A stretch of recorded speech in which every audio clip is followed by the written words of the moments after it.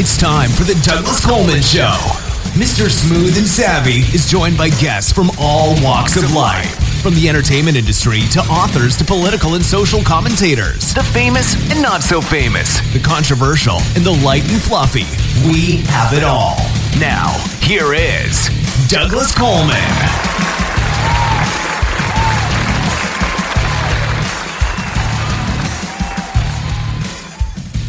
Well, hidey-ho, hey, he, and ha.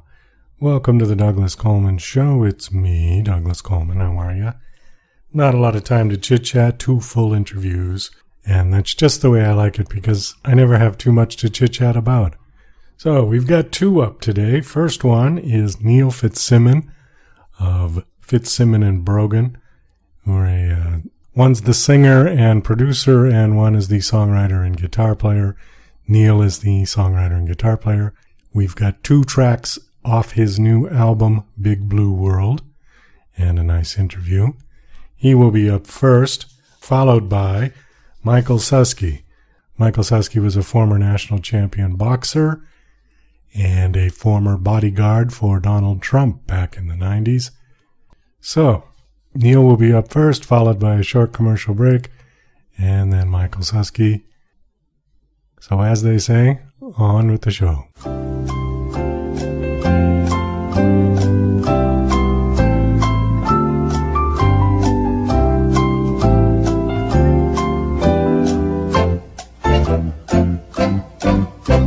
Okay, please welcome to the Douglas Coleman Show, Neil Fitzsimon of Fitzsimon and Brogan. Hi, Neil, how are you? Yeah, I'm fine. Yeah, great, thank you.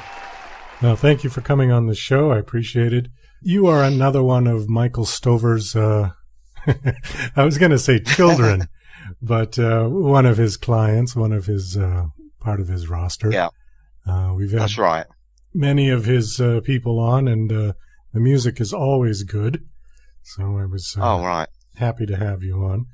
Give us just a quick little background on yourself, what you've been doing, how long you've been in the industry. Yeah, we got our first record deal back in the early 2000s, so we've been in it a while now. That was with an indie label in the UK, and they did some licensing deals with us and some other acts on the label, and they got quite a lot of money from Sony pumped into them, which they then proceeded to spend at a vast rate. So by the time it came to our album release, the bank was empty, in effect. So we had a bit of a legal battle with them because our stuff actually got playlisted on national radio, but in those days the internet wasn't so prevalent, so nobody could really go in and buy the single, the album, which was, not a very nice thing to happen. So we had to go through a legal battle, with them. And since then I've had publishing deals, with various companies. I'm with about 3 different publishers now. And we're doing stuff more like for TV and film sync. We've had a few placements, so that's the road we're going down now. But also, with our French publisher, they're actually releasing our stuff digitally at the moment, which is great. Did you ever get your money from Sony? Well, no. The thing was, they didn't really owe us money. The record company had spent £75,000 on us, and for an indie label, that is a fortune to do stuff. I mean, we recorded some of the stuff at Abbey Road as well, and some big studios. So the record company, they wanted that money back before they would let us go to another label. And of course, we had interest from a label that Trevor Horn, who was in the Buggles, he was running ZTT. But of course, as soon as they saw the £75,000 price tag on us, they lost interest. So it was a pretty horrible situation that dragged on for 16 months. So it sounded more like a debt rather than. It wasn't our debt. I mean, the record company had spent all that on us, and they wanted to recoup that. But in the end, they went bankrupt, so all the stuff reverted back to me anyway. All the stuff that we recorded, it always goes back to the person who wrote it. So I got the stuff back in the end for nothing. Oh, well, good. Yeah. I always hate the stories of, I interview lots of music artists, and I'm a musician as well, and I always hate the story, but I get it so many times where, this one with the label and problems and the money, and, it just, I don't like to hear artists having trouble getting their due, their due payment, because most of us don't live, wealthy. And right, yeah. And it just, this is what we do, and it's too bad when you get all of that. But, I hear it all the time. So, okay, so you and B. Brogan, you're not a live act then? You're strictly studio musicians? No.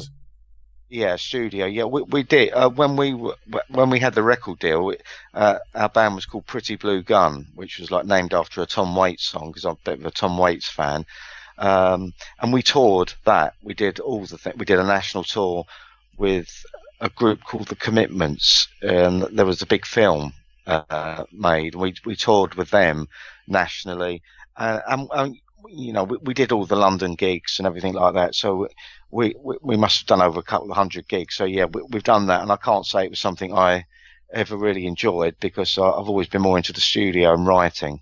I'm just a little confused what exactly you do. You make demos? You and her make demos and then send them around? I've got three.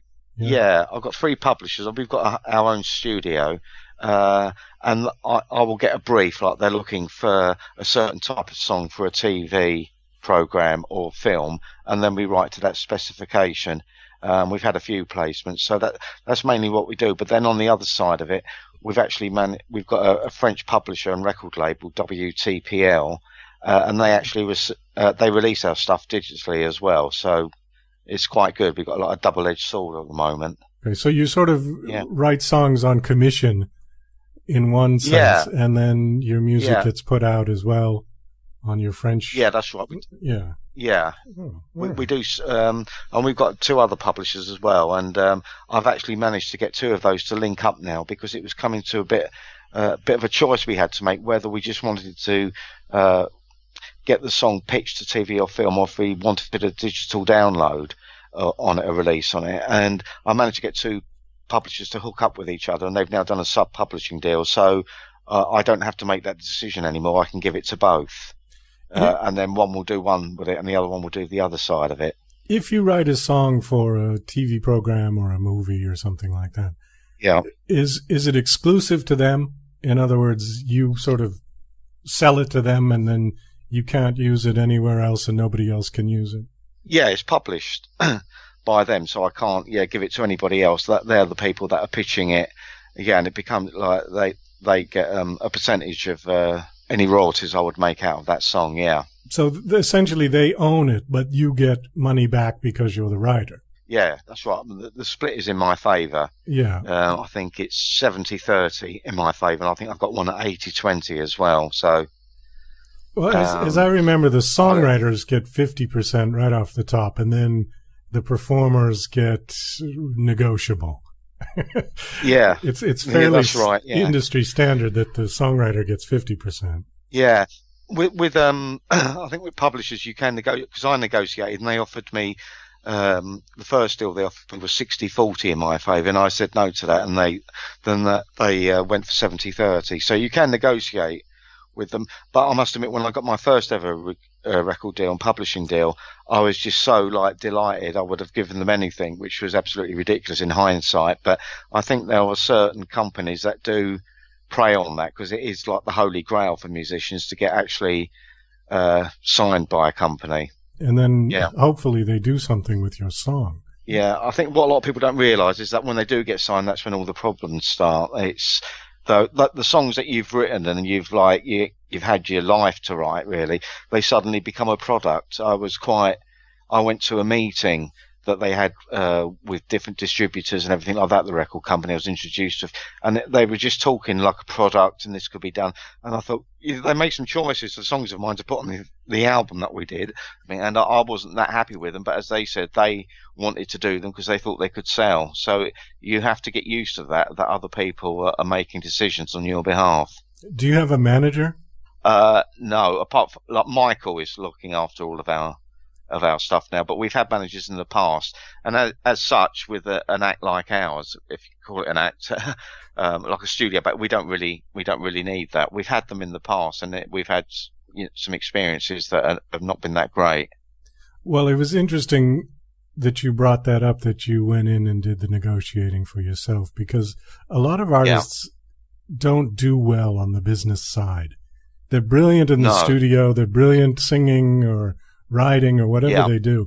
But when it comes to the money and when it comes to dealing with their songs, as you said, as a product, they sort of get a bit precious about it. And do you find that with your songs? If somebody, well, I don't like that bridge, or, oh, I don't like this bit. Do you sort of, take offense?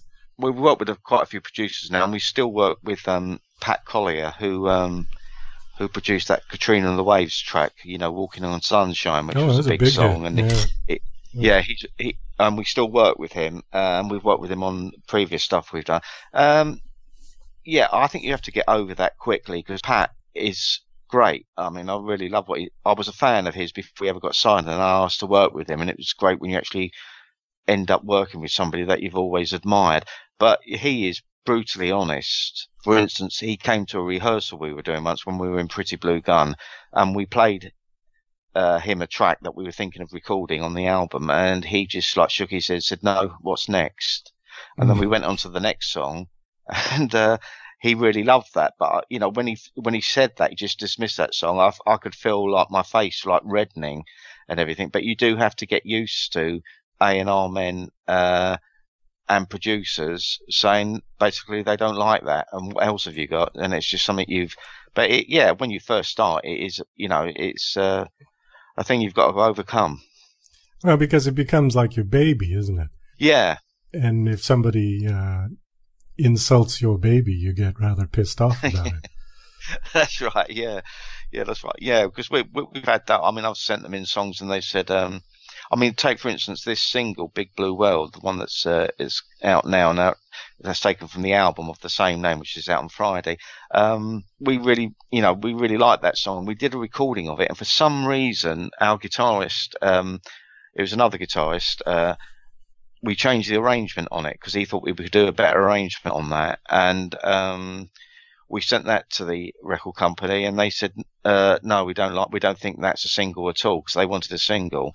And then I said, I think it is a good song, but a terrible demo, to be quite honest. So we did it in the original way that we arranged it, and they loved it. So you have to work around those things. Well, that's a great segue. Is that the one I've got now? I've got the original, or the Big Blue World. Right. Yeah. Okay, well, let's listen to that. Tell us a little about Big Blue World. Well, I wanted to write something that was a bit anthemic. I wouldn't say I was U2's biggest fans. They do come up with some great, like With or Without You, and stuff like that. I still haven't found what I'm looking for. So I wanted to do a big song and everything that was a bit of, a bit like a stadium song. And that's what I tried. And I made each verse. It was in the song is just about the quest for love, I suppose, which I think appeals to everybody. So that's what I went for on that, and just to put a really good hook in it and get something that was immediate straight away. Okay, well, let's have a listen to this. This is Big Blue World by Fitzsimon and Brogan.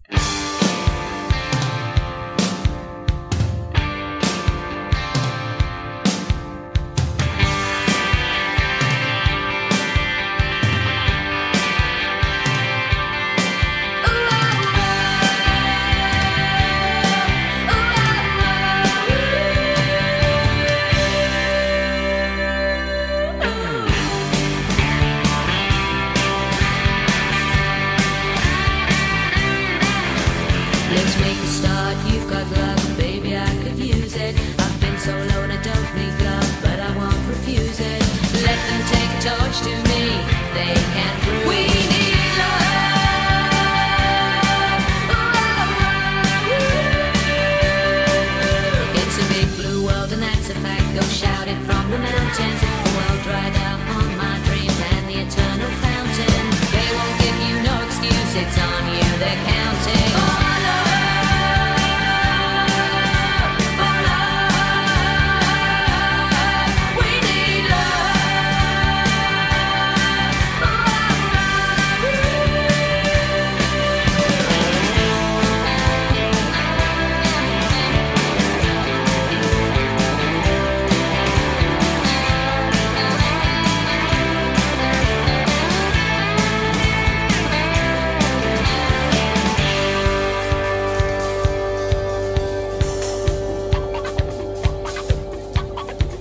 lights went out, the night closed in. Jack was only dreaming, but once he held her in his arms, it seemed so appealing.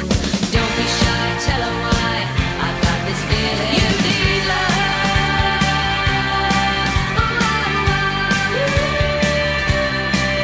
If you've got the need, I will lead, and you will surely follow. We took the grief and gave it back. They're things that we can swallow. Let them know today, there'll be no tomorrow. We can't afford to wait, we don't need sorrow. We need love. We need love. We need love. We need love. We need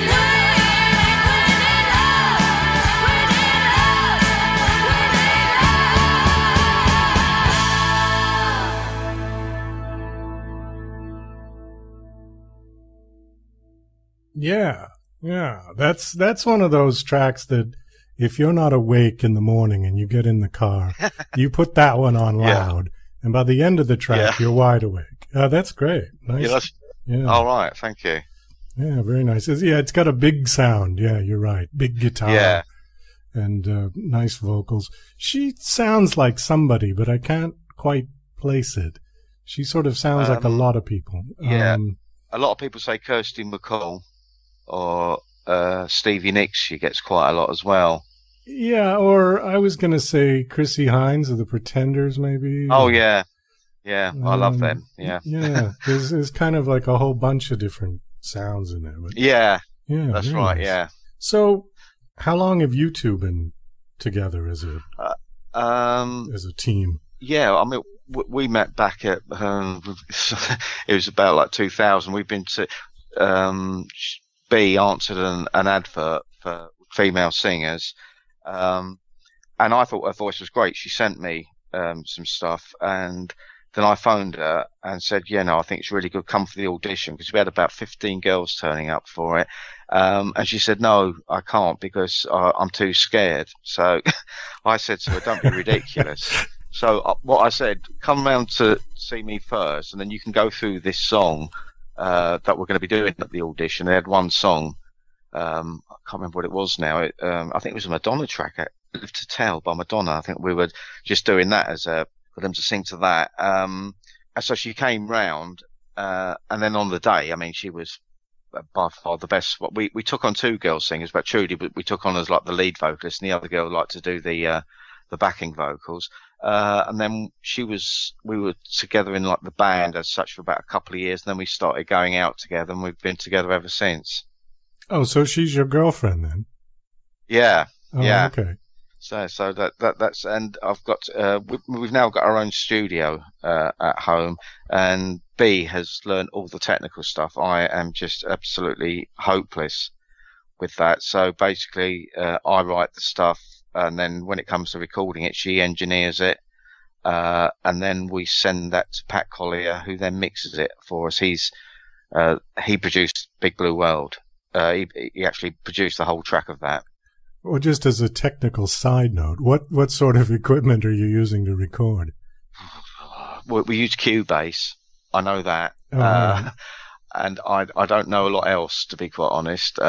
Trudy, she had lessons. She got some people to teach her, and she's done all of that. And it's a bad thing in a way, but I've always been like that. A bit of a technophobe, I would say. So, yeah, she does all that side of it. And I just do the guitars and the bass and stuff like that. She plays keyboards as well, Trudy, and she does the drum programming as well. So, do you sing?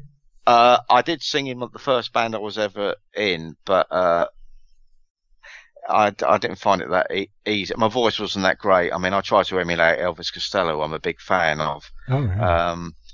Yeah, but we did a demo once in the band I was in, and my voice got picked apart by the people in the studio, and we all decided that we should get somebody else to do the singing, and yeah, I was quite happy with that. That didn't hurt though when they picked apart your voice? No, not really. I think you've really. I mean, I when I learnt guitar and wanted to I wanted to be a songwriter really, because when I was a kid, I always used to look to see who'd written the song. I was fascinated by them because, I remember when I heard that track First Cut Is the Deepest, and I really loved that song. And when I looked at that and I saw Cat Stevens had written it, and I thought, God, he's behind all this different stuff. So yeah, I was into that. But I mainly got into like the guitar side of it because of Mick Ronson, who played with David Bowie. I was absolutely obsessed with him, and still am. I'm still a member of his fan club. So no, it didn't hurt. I'd rather just play the guitar and let somebody else, because when you do get signed or anything like that, it's the singer that gets picked on, especially if she's female. They will tell you straight away if the voice is not up to it. And Trudy had to go through all the procedure of image and photo shoots. So yeah, no, I'm happy to let somebody else take the limelight. Well, it's true. If you're the front singer, a lead singer, yeah, your appearance becomes equally as important. Oh yeah. And yeah, it's essential. Yeah. And sometimes, people aren't comfortable in having that, having them look at your ass and, checking you out from head to toe. Yeah. Yeah, I mean, we were on one of the photo shoots we did for the record company. All of us in the band, there was 4 others in the actual band of Pretty Blue Gun. We were in there half an hour, all the blokes in the band, and Trudy was in there for 4 hours for 2 makeup artists. And when she came out, I didn't recognise her, and she didn't like it at all. And the photos that were done that day were never ever used because she was so over made up. It looked like as I said, I didn't recognise her at all. But it is a lot of pressure, and and at the time there was all like conversations about what her hair should be like, and doing this and doing that, what clothes should she wear, and they do put a lot of pressure, as you said, on the focal point of the band. And when you're just like the rhythm guitarist, the lead guitar, you don't get that. No, and there's never a conversation about the music when you do that. No. It's always strictly about your appearance. Let's do one more song. I think we've got just time enough. So I've got Blue Velvet, Girl in a Gilded Cage, and 1 Minute Every Hour. Which one would you like to play next? I think Girl in a Gilded Cage, because that actually got onto national radio and has been played. And a lot of people really like that song. And yeah, I actually heard that one night when I was actually in my car. I couldn't believe what I was listening to. It was the Sex Pistols on before us, and then it was one of that track, Girl in a Gilded Cage. Was there any story to it? Well, I suppose the story is mainly I ripped off the riff from Pretty Vacant, so I don't know if the DJ ever spotted that. But I call it doffing my cap to them. All right. If you listen, you can spot the Pretty Vacant intro riff that runs through this song as well. Okay, Girl in a Gilded Cage by Fitzsimon and Brogan.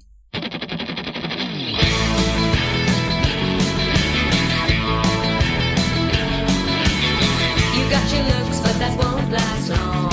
She's just a girl in a gilded cage. I place a bet that I won't be wrong. She's just a girl in a gilded cage. She tried to break the code of love. She tried to break the code of love. Tainted. Yeah, she was tainted. Tainted. She's just a girl in a gilded cage. Somehow that dress looks out of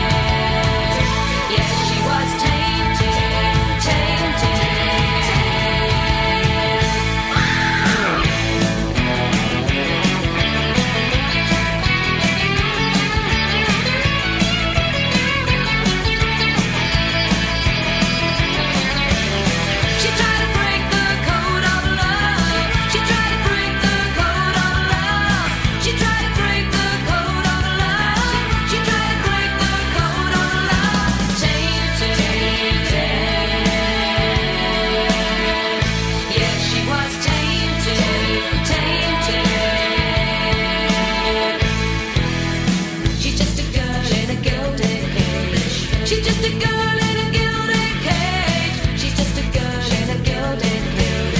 She's just a girl in a gilded cage.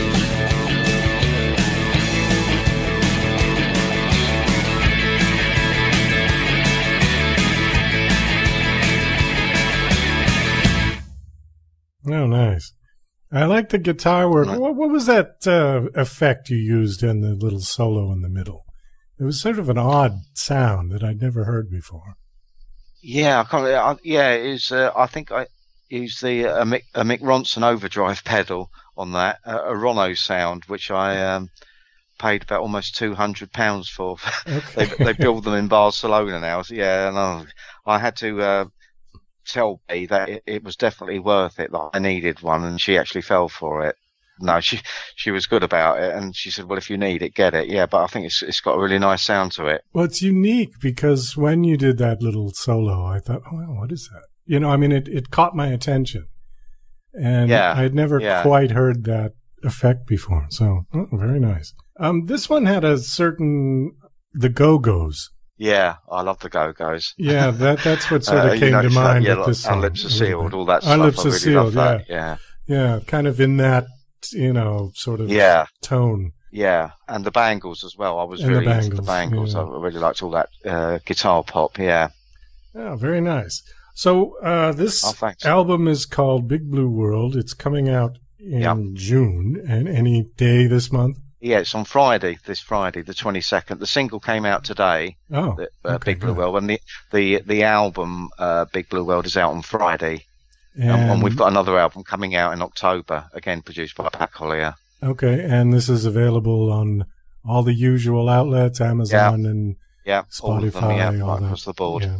Well, Neil, thank you so much for coming on. I appreciate All right, it. thank you. Best of luck. Maybe we'll have you back in October when your next album comes out. Yeah, we've got an album called The Girls Shouted Love at the Heart of the World, nice title. coming out in October, and that's all. Yeah, that's all ready to go. It's all done. It's mixed, mastered, and everything. So it's just waiting to go in the fall. You're ahead of the game, huh?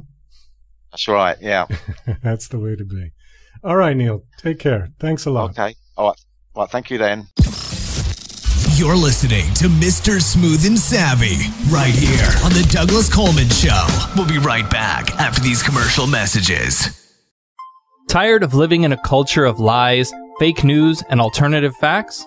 The Pro-Truth Pledge reverses the tide of lies by calling on politicians, and everyone else, to commit to truth-oriented behaviors. The pledge asks signees to commit to 12 behaviors that research in behavioral science shows lead to truthfulness, such as clarifying one's opinions and the facts, citing one's sources, and celebrating people who update their beliefs toward the truth. Private citizens who sign the pledge get the benefit of contributing to a more truth-oriented society. Public figures get more substantive rewards for signing the pledge in the form of positive media and public recognition. The pledge crowdsources the truth by asking volunteers to evaluate the statements of public figures who sign the pledge. Take the pledge, demand that your elected representatives do so, and encourage your friends to take it at protruthpledge.org. Hi there, this is Stuart Epps from the UK, record producer, engineer. You might have heard of me. I've worked with artists from Elton John to Led Zeppelin to Bad Company, Twisted Sister, Robbie Williams, Oasis, many, many great bands and artists in the past and the present and hopefully in the future. But you can work with me as well. You know, all you got to do is get in touch with me on eppsmusicproductions.com. That's eppsproductionsmusic.com. And I can help you with your productions and with your recordings. A lot of people do home recordings now, which you can only take so far. Maybe they need a bit of professional help. So get in touch with me and we can sort it out. And thanks for Douglas Coleman for giving me the spot. Thanks a lot. Cheers, bye.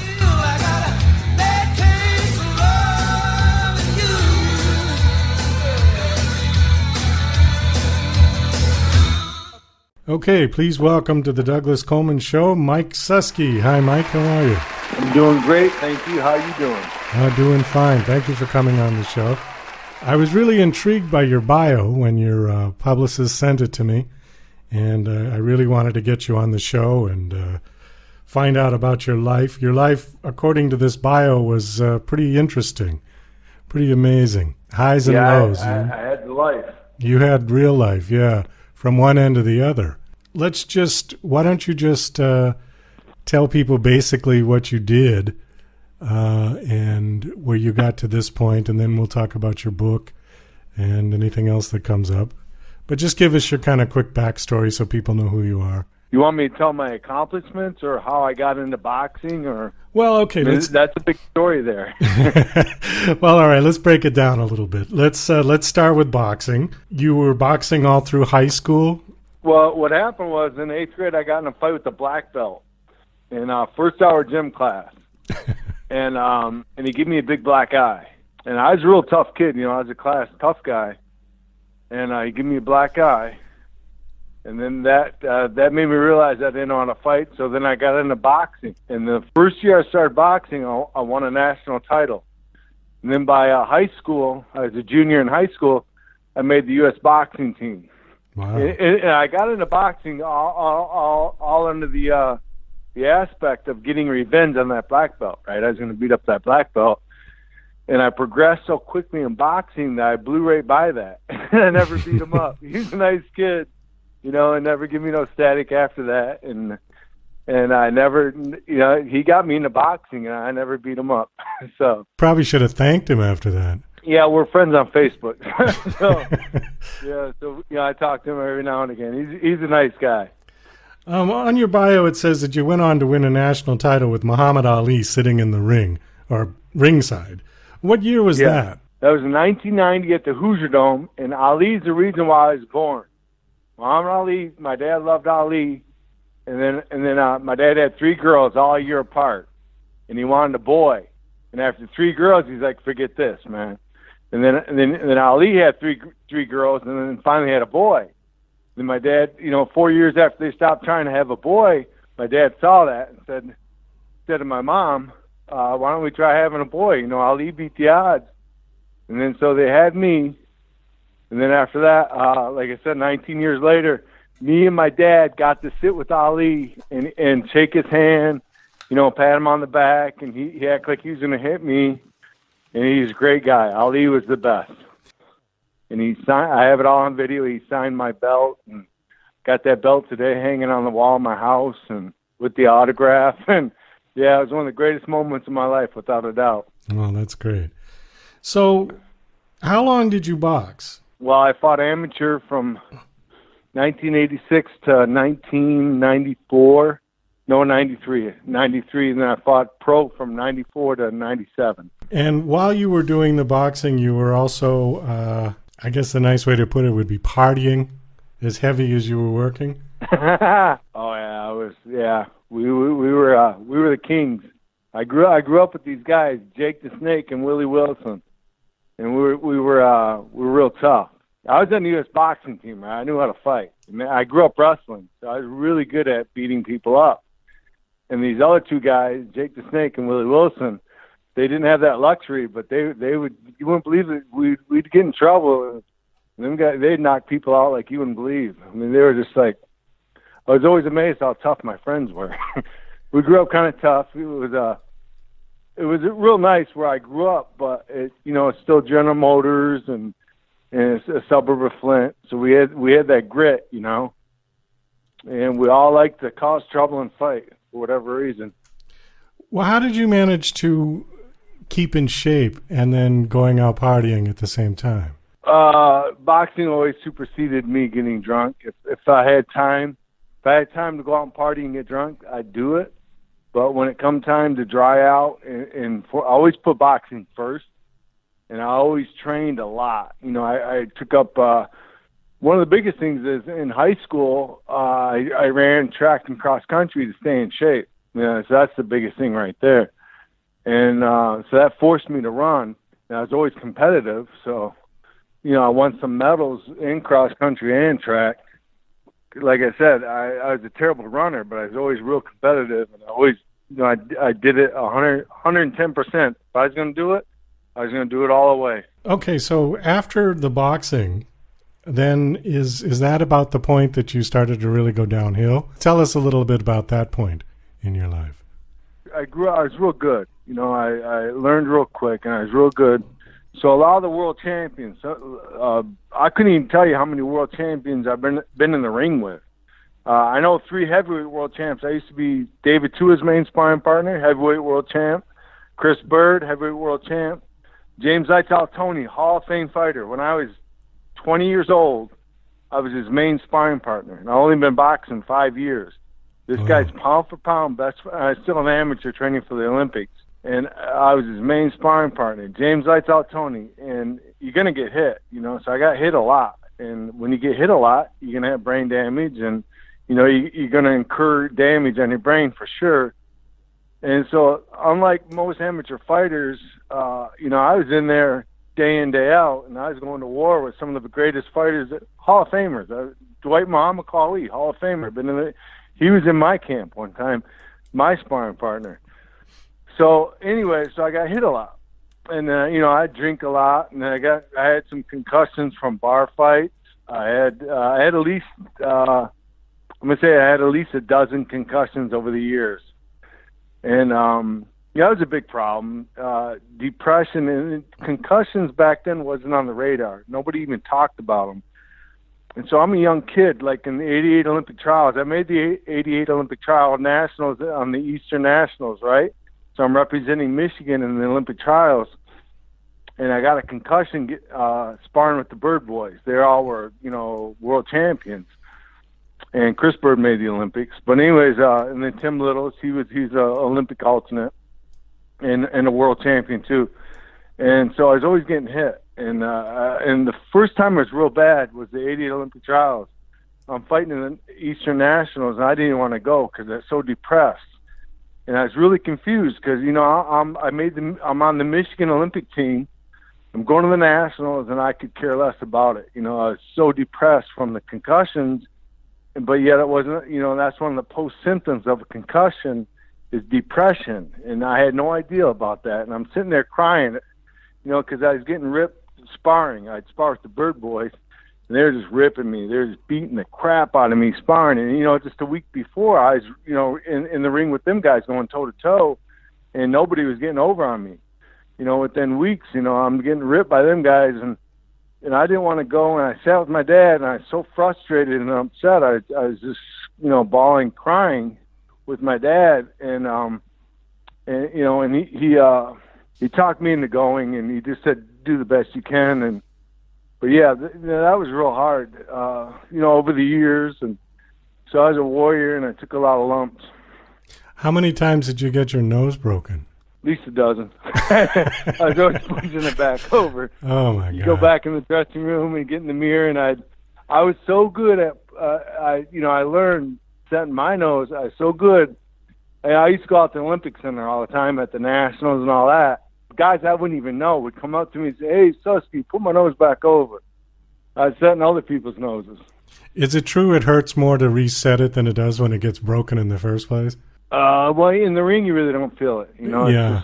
It's just I guess the adrenaline. You just don't. You don't really feel. The only thing you're gonna feel in the ring is when you get your bell rung, and it's like a tingling that goes over your eyes or whatever, I guess you could say. And then hopefully your legs stay underneath you. Sometimes they do, sometimes they don't.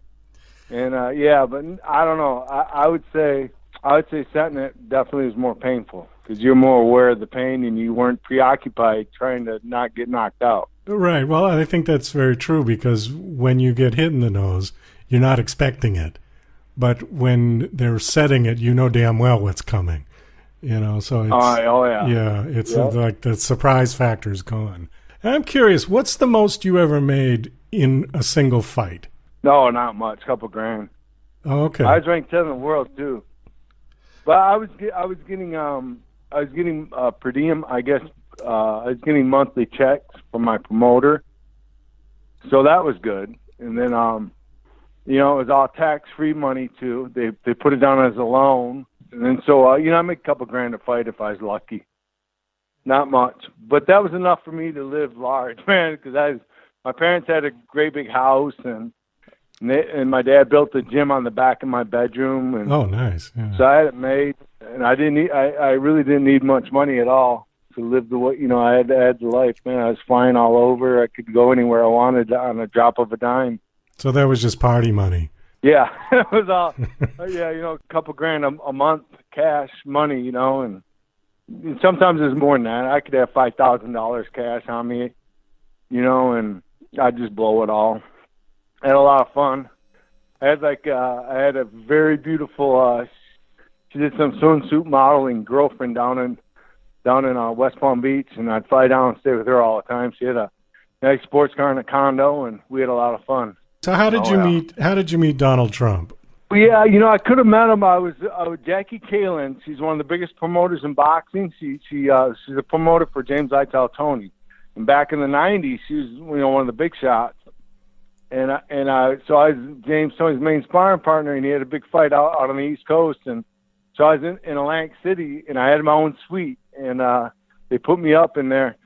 And Jackie was going to have lunch with Donald Trump. And she goes, why don't you come in why don't you go to lunch with us, man? I'm having lunch with the Donald. And, at this time, Tony was down there for a fight, so I had a bunch of money, sparring money. They paid me sparring money, which added up. I had no bills or anything. So I was just blowing money. I was like, I'd rather go, play around and blow my money than go have lunch with Trump. And then 6 months later, I was his bodyguard. My Uncle Ivan Pettifor, he was the military police. He was a big shot, and he was Trump's head of security down at Mar-a-Lago. And they lost their guns because Trump was in bankruptcy. And on the chopping blocks, he's paying off his debt, right? Right. And on the chopping blocks, there's armed bodyguards down in Palm Beach, which Palm Beach is, not like New York. If you're up in New York, you're going to want to have a guy with a gun. But Palm Beach is a whole different dynamics, It was it's Palm Beach. So that was on the chopping blocks, and so them guys lost their guns. But Trump kept going down to South Beach, and it'd get sketchy down there. My uncle was like freaking out. He says, "Man, I need a thug that can, drop bodies without a gun." And that's how I got the job. Did you ever have to defend him? Did anybody attack him while you were employed by him? Trump's a big man. Trump was towered over me. Trump was at least 6'4" when I worked for him, and about 230, 240. He is a big man, and I think people don't realize that when now that he's our president and you see him every day. But he's way bigger than me. So anyway, he took this guy's girl right in front of him. There were a couple models. We'd send a bus down to Miami, in the Greyhound bus, and they'd go to the agencies and load them up with models. And whoever the models vouched for get on that bus. So this boy and a girl, they both were big time models, and she ended up staying the night and not taking that bus ride back down to Miami. And once the old boy figured out his girl was going to stay the night, he went after Trump. And Trump was walking everybody back out to the bus, right? He's a really gracious host, man. Trump loved Joe Blow. He loved the working guy. I know it's hard to understand, but he loved talking to, some dude that was, a blue-collar guy all day. So he's walking all them people back to the bus, and the old boy figures out his girl's staying. So he started going after Trump. And Trump goes, whoa, goes, wait a minute. He's cussing Trump out, and I was flanking Trump. And he goes, whoa, wait a minute, put his hands up and say, hey, he goes, anything you have to say, you say it to my friend here, Mike Suski. He goes, Mike Suski's a national boxing champion and a national weightlifting champ, which I never told him. You could tell I lifted weights, but I never told him I was a weightlifting champ. He just pulled that out of the blue. And then so he goes, anything else, you say it to him. So I got in the kid's face and said, you better get on that bus before you get knocked out. And the old kid turned around and got on the bus real quick. So that's probably the closest I ever come to having to save Mr. Trump. How was it to work for him, though? It was, it was all right. I had, like I said, he loved Joe. He loved like the common working man. He always wanted to talk to him. So he's pretty cool. We're I had a tiff with him one time. This model, beautiful model, kept coming up talking to me, and she did it a couple times, right? I'm at my post, which is, do you know about Mar-a-Lago? Well, I know the place. I've never been there. No. Okay. Well, Mar-a-Lago is the nucleus of Mar-a-Lago is the back patio. It's huge, and that's where all the action's at. So I'm posted back there. And his mom kept coming up talking to me. And so Trump comes walking up, and I think Trump was trying to talk to the mob. And she come up a couple times trying to talk to me, and I'm at my post, and we're under strict orders. We're not going to fraternize with anybody, right? So I'm not really saying much to her, and she's like trying to hit on me. So then Trump comes up with 5 people, butts in, and starts talking to her.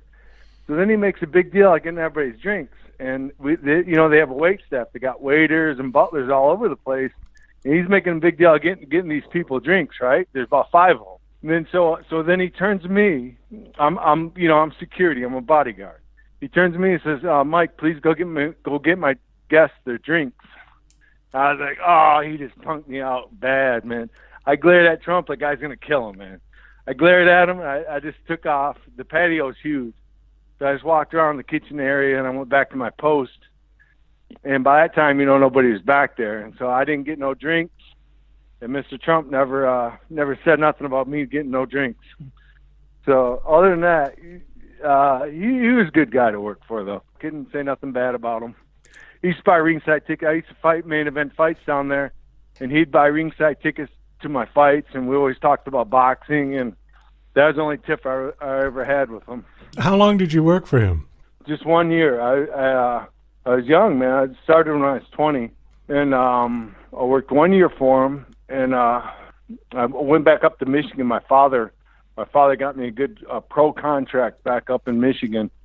Well, Chris Bird just made the Olympics and won a silver medal in the Olympics, and that's back when no U.S. fighters were doing anything. And then so that put a big shot into the boxing arm of Flint, and that put it back on the map. And then my dad talked to them people and got me a good contract. So I pulled. Like I said, I really wasn't a bodyguard. I was a boxer. I was supposed to be a boxer, and so I moved back up there and started fighting pro. Did you ever talk to him again after that? Nope. No. No. When I left, he caught me on the back. He once he figured out I resigned, and I was working my last party there. I'd pull 12-hour shifts at the mansion. I'd be there almost 50 hours a week. Just on a regular work week, and when he was in town, I'd be there. I pulled 75 hours in 6 days one time working for him. So I was always at his mansion. But once he figured out that I resigned, he come up and goes, "Hey, Mike." He goes, "I'll never forget this." Walks up and says, "Hey, Mike, I hear you resigning." He goes, "It was a pleasure to have you." Like I said, he'd buy ringside tickets to my fights, and we talked all the time about boxing and that. And he goes, "Never forget this, Mike. You're a winner." He goes, "No matter what happens in your boxing career, you'll come out on top. You're a winner." And I think that's his way of telling me I'm probably not going to make it in the boxing world, being a white boy and all that, but I was going to be all right anyways. Well, it's an interesting comment. Did you ever suspect that he would be the president of the United States someday? No, never, no, I couldn't believe it. Yeah, I think it was a shock to a lot of people. A surprise, definitely. I wanted to ask you a couple of things, then we got to kind of wrap this up. On your bio, it says that you are a patented inventor. What did you invent? You look this up, urinalsplashguy.com. I invented the best urinal screen ever made. It has filters built in the center of the urinal screen, and you can piss like a racehorse into those filters, and there's no splashback at all. And then right now, hold on a sec. Right now, I invented a sink plug. You the old-fashioned rubber sink plugs? Sure. Yeah. Okay. Well, I invented one of them that when you're not plugging your sink, what do you do with the sink plug? It gets lost or whatever. A lot of people hooked it on the chain or whatever. Right. I invented a rubber sink plug that stays put. You can pull it up. There's like a little A-frame underneath, and inside that A-frame, underneath the actual rubber plug that goes down into the actual sink hole, has a cylinder, has a chemical cylinder built into it that eliminates. That's a hair dissolvent and a deodorizer. Wow. So when you open up your sink, it can very well stink. Right. So now I have a chemical that's a deodorizer and a hair dissolvent, so it will never clog up. The hair will never clog it up. Like I said, it has them chemicals underneath the rubber part of the actual plug, and you can pull it up, an inch above the actual sinkhole, and it stays. And then when you want to use it, you just push it back down. Oh, that's amazing. Yeah. Where does somebody get that? Well, I just got a provisional patent on it, and that one's in the work. My urinalsplashguard.com, that's on Google. I guess you could Google it, if you want that. But that's for like businesses or people that have urinals. But like I said, my sink plug. And I got another invention that's going to be that is for actual kitchen sinks. I'm in the developing process of it, and so I really can't talk about it. But it's going to make your sinks a lot better. I guarantee you that. All right. So I'm going to do within the next 6 months. I'm going to have my provisional patent all secured, and by that time I'll talk to the manufacturers and see who's going to want to make money on this. I just want to go back to one thing about Trump and something that's on your bio, and it said that you were into at that point public sexploitations, and. It said that one of the craziest places you had sex was in the Mansion Tower at Palm Beach at Mar-a-Lago. Is that true? Yep. Yes, it is true. Now listen. I'm not having sex in front of people. Just like at the tower, or like a big water tower where I grew up, a smiley face water tower in Flushing, Michigan. I got busy up on that. Or like when I was in high school, in the high school bathroom.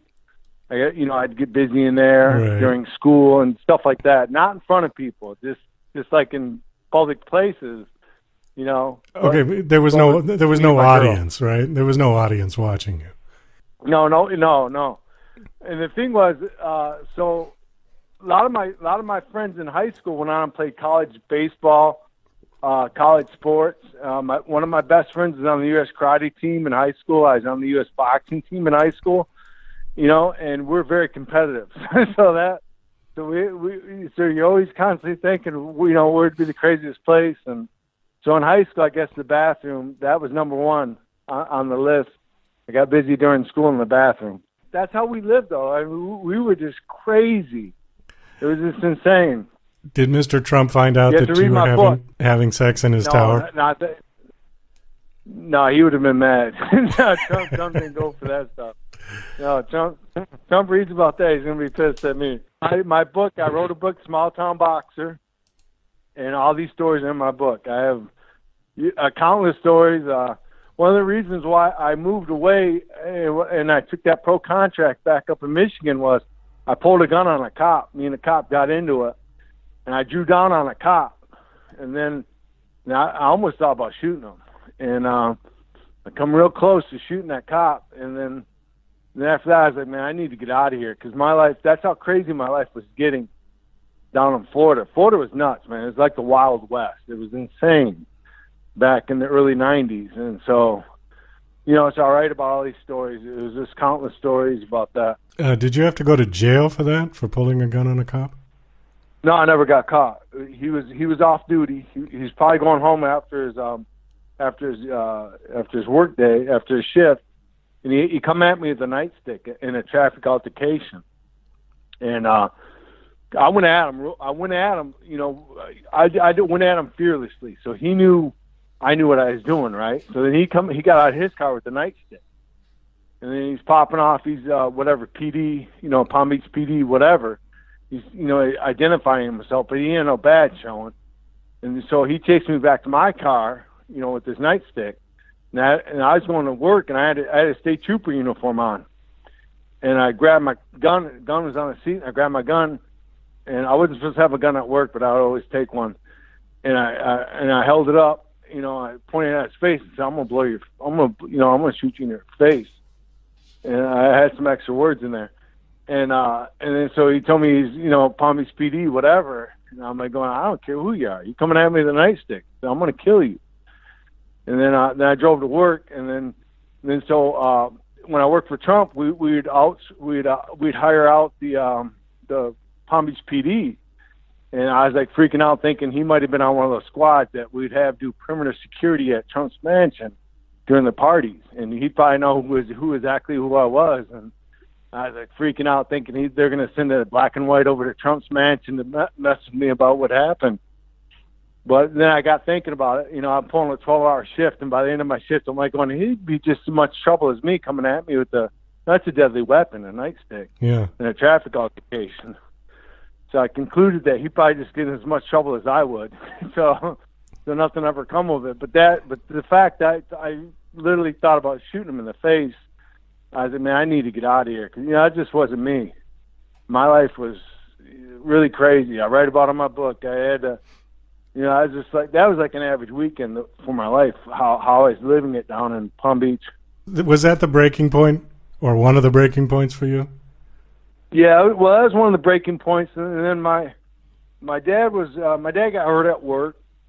He was a master electrician at General Motors, and he got hurt, and he was drinking a lot. He was on disability, and he was drinking a lot. My mom was about ready to leave him, and he was acting up quite a bit. My dad was a big boxing trainer. My dad knew about as much about boxing as anybody, but since I moved down to Florida, he didn't have that in his life. And so my mom says, you better get back up here and straighten your dad out. And then when that, which I ignored her for like months, because I was living with a girl. I had no bills. I was working overtime. I was making a ton of money. And then that happened with the cop, and then I was like, man, I need to get out of here. I'm gonna get locked up. And so I went back up there, and my dad straightened right out. My and everything got good again, like before I left, And she didn't divorce him. And my dad, like I said, I straightened my dad was like a trainer. He'd go to the gym with me every day, and work on whatever I was doing wrong or what have you. So that just gave him a whole different world to focus on. So when did you write the book, Small Town Boxer? Oh, a little over a year ago. It just come out, man. It was the average novel is, I think, 80,000 words. My book was over 160,000 words. That's how many stories I got. And it's all just crazy stuff. So it's basically your life story through boxing and working for Trump. Yeah, it's it's street fights, all the bar fights. So where is the book available now if somebody wants to pick up a copy? Amazon, okay. Amazon, yep, books, AmazonBooks.com.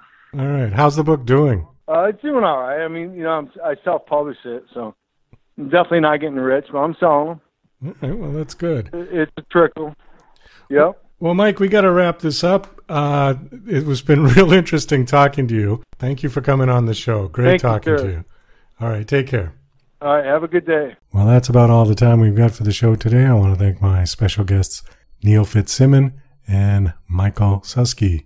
This is Douglas Coleman saying, I'll see you when I see you.